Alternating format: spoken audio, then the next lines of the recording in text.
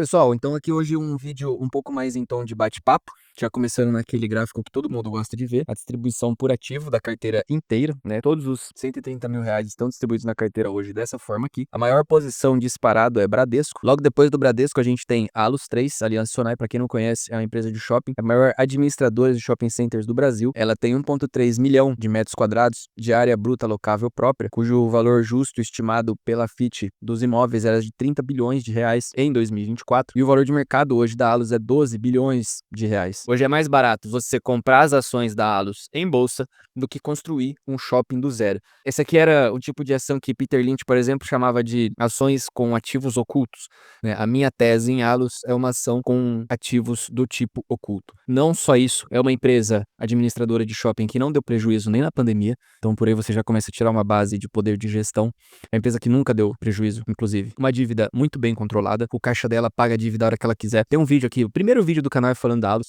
Depois, se você tiver curiosidade, pode dar uma olhada lá que vai explicar melhor a tese da empresa. Então, seguindo aqui, nós temos depois como terceira maior posição, com 9% da carteira, é o Santander, ok? Em quarta posição na carteira, aí nós temos dois ativos, né, que estão dividindo ali a faixa dos 8%, que é Banco do Brasil e BTHF. Isso aqui é um fundo imobiliário, tá? Um fundo imobiliário do BTG. É o maior hedge fund do nosso mercado, tem mais de 2 bilhões de reais de patrimônio. Também tem um vídeo aqui no canal falando só sobre o BTHF. Se você tiver curiosidade depois, pode dar uma olhada. É um vídeo que tem bastante conteúdo assim, evergreen, né? Independente de quando você assistir, você vai ter coisa para aprender ali.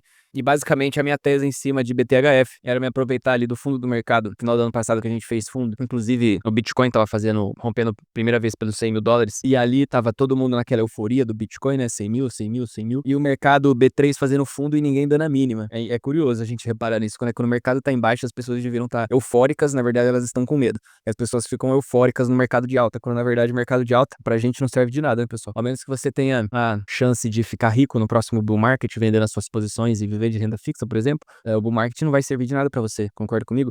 O que a gente quer é comprar bons ativos a bons preços que nos paguem rendimentos acima de renda fixa, acima de qualquer outro tipo de investimento que a gente possa fazer, porque aqui a gente está assumindo o risco, vocês concordam comigo, né? Então a gente quer ser premiado por esse risco. Todos os ativos que estão aqui na carteira, você pode reparar que todos eles pagam os dividendos. Aqui não tem nenhum ativo que não pague, tá? A minha filosofia é uma carteira que pague, porque a gente tem um problema de estrutura. Não diria que é um problema, mas a gente tem uma característica. A gente tem uma característica estrutural no Brasil que é o seguinte: aqui a gente não tem muito a tese de crescimento. A gente não tem investimento em empresas de crescimento. Deixe-me explicar. Quantas ações a gente tem aqui que foram empresas de crescimento de verdade? Talvez a gente tenha a VEG e mais uma ou duas empresas de crescimento mesmo, de verdade.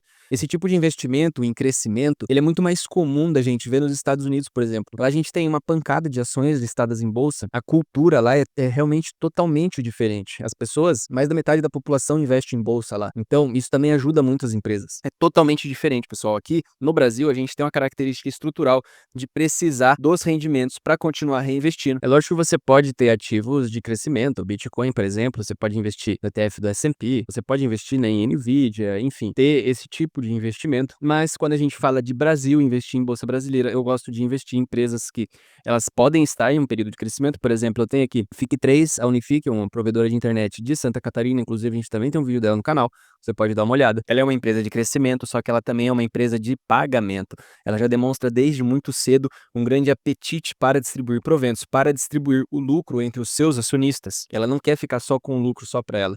Ela já demonstra desde muito cedo uma empresa que tem apetite para distribuição. É por isso que, apesar de ser uma empresa ainda em crescimento, ela já começa a aparecer aqui na minha carteira com um filetezinho. Prosseguindo aqui, se a gente dividir em classes, eu tenho aqui praticamente 3/4 da carteira, né, 72% em ações e 27% em fundos imobiliários. Isso aqui não é fixo, tá, pessoal? Isso aqui não é nenhuma regra que eu criei. Isso aqui é simplesmente um balanceamento que a gente vai fazendo. Para quem é mais novo no mercado, talvez seja um pouco difícil de entender isso, mas a gente vai fazendo essa dança, vai fazendo esse balanceamento. Às vezes ações estão mais baratas, às vezes fundos imobiliários estão mais barato.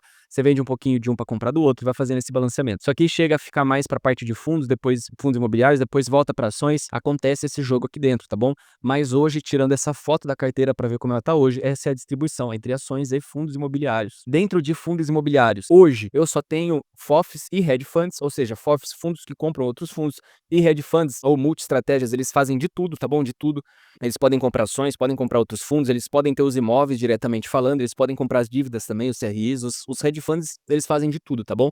E por que que eu tenho só FOF e só hedge fund? Porque eu peguei o mercado eu fiz esse giro, o último giro de carteira, né? Inclusive foi um grande giro, que eu fiz ali em dezembro, quando a gente fez aquele fundo ali no mercado na segunda quinzena de dezembro de 2024. Eu montei minha carteira de fundos imobiliários só com FOFs e hedge funds, porque esse tipo de fundo aqui, eles possuem um desconto duplo, fazendo com que seja muito difícil você ganhar de um FOF ou de um hedge fund comprando outro fundo imobiliário, quando você compra um desses dois com mais de 20% de desconto em cima do seu valor patrimonial. É muito difícil. Isso acontece por causa do desconto duplo. Eu não vou explicar aqui nesse vídeo para não ficar muito grande o vídeo, mas lá no vídeo do BTHF tem a explicação de como funciona o desconto duplo. Vai lá assistir que você vai entender. É por isso que hoje a carteira só tem FOF e hedge fund. Em ações, a base da minha carteira disparado são bancos. Hoje, né, tirando uma foto de novo, hoje tirando uma foto, isso muda com o tempo, mas hoje tirando uma foto, 80%, praticamente 80% são bancos. Eu tenho 20% aqui em shoppings, só tem Allos. De shoppings aqui a única empresa é a Allos. Papel e celulose aqui a gente tem uma fatiazinha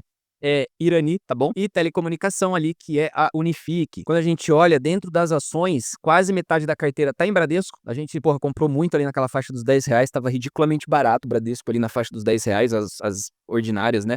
Eu praticamente só compro ordinárias, assim, é um costume que eu tenho, tá bom? Te falar aí que isso praticamente não vai mudar muita coisa na sua vida, você tem que ficar esperto só com questão de tag along, esse tipo de coisa entre ordinária e preferencial, mas na maior parte dos casos isso não vai mudar muita coisa na sua vida não, tá bom? Eu, por costume, eu tendo a comprar mais as ordinárias. Depois a gente segue aqui vendo que a maior participação, a segunda maior participação na carteira é Allos, tá aqui 20% de shoppings, novamente comentando. O resto aqui são bancos, então eu tenho Bradesco, Banco do Brasil, Santander, Itaúsa, e aí, sem ser bancos, a gente tem aqui papel e celulose Irani e telecomunicações Unifique. E na parte de fundos imobiliários, 30% da carteira é o BTHF, depois a gente tem aqui 20% do ITRE, quase 20% do Kivo, RVBI e VGHF. Olha, é verdade, rapaz, eu tenho que atualizar a planilha aqui, ó, o Kivo ele é um fundo de crédito, tá bom? Foi um fundo de crédito aí que a gente pegou no final do ano passado, pagando quase 20% ao ano, um negócio assim bem bizarro mesmo. Final, cara, dezembro estavam acontecendo umas coisas bem bizarras no mercado. Dá até gosto de aportar dinheiro quando o mercado fica naqueles níveis de preço, né? Por isso que eu acho engraçado quando as pessoas gostam do mercado subindo. O mercado subindo pra mim não me ajuda em nada.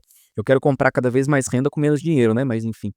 Prosseguindo aqui. E aqui o gráfico que todo mundo quer ver, né? Quanto eu tô ganhando com essa carteira. Pessoal, junho ainda não fechou, hoje é dia 27, a carteira rendeu nesse mês 530. Vocês podem ver aqui que tem uns picos, né? Por exemplo, em outubro a carteira rendeu quase R$ 1.200. Vale dizer que aqui também a gente tinha menos capital. Eu tenho aportado aí uma faixa de entre 3 a 5 mil reais por mês nessa carteira. Então aqui, 6 meses, 8 meses atrás, a gente tinha aí uns 30, 40 mil reais a menos nessa carteira, talvez um pouco menos que isso. Mas mesmo assim a gente já teve essa porrada. Aquela porrada ali foi um dividendo que a gente conseguiu pegar da Eve, uma construtora. Ela tava assim com um valor bizarro, assim, muito barata. A gente conseguiu juntar várias ações dela e a gente conseguiu pegar esse dividendo aqui. Na época ali tava com 1.950 ações, veja aqui na faixa de R$ 6 cada uma, nem tinha muito dinheiro para pegar esse dividendo. Aqui tinha mais ou menos uns 12 mil reais na ação, tá? Que não tinha muito mais que 12 mil reais, não. Isso aqui foi um dividendo bem gordo mesmo que a gente conseguiu pegar na Eve. Você pode ver que hoje ela não consta mais na carteira, justamente por causa desse giro que eu comentei com vocês, mas vocês podem ver que tem ações aqui que já estão acompanhando há um bom tempo. Por exemplo, o Allos foi uma das primeiras da carteira, uma das primeiras teses, já faz um bom tempo. Essa carteira aqui ela já tem um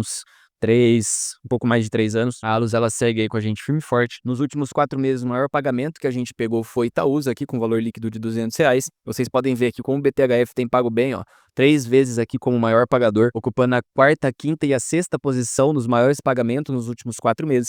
Esse aqui é o poder de você conseguir comprar um ativo barato que tá pagando muito, tá, pessoal? Ele vem aqui, ó, e começa a te pagar muito, mas você tem que ter estratégia para fazer isso aqui, tá? Você não pode comprar só por causa do dividendo.